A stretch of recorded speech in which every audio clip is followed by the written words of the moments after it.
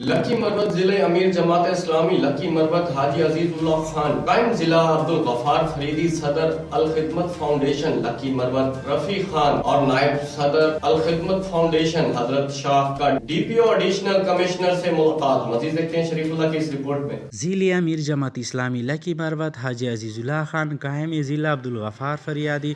صدر الخدمت فاؤنڈیشن لکی مروت رفیع اللہ خان اور نائب صدر الخدمت فاؤنڈیشن حضرت شاہ خان کا ڈی پی او لکی مروت عبدالرؤف بابر کیسرانی اور ایڈیشنل کمشنر نور الامین سے ملاقات کی۔ ملاقات میں علاقائی امن و امان اور کرونا وائرس سے متعلق منصوبہ بندی اور لائحہ عمل پر بات چیت کی۔ امیر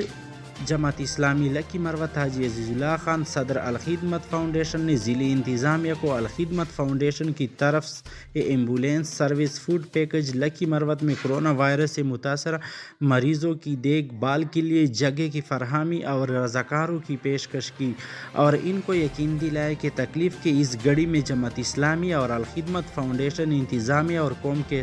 ساتھ شانہ بشانہ کھڑی ہوگی اور عوام کو ہر ممکن تعاون فراہم کریں گے۔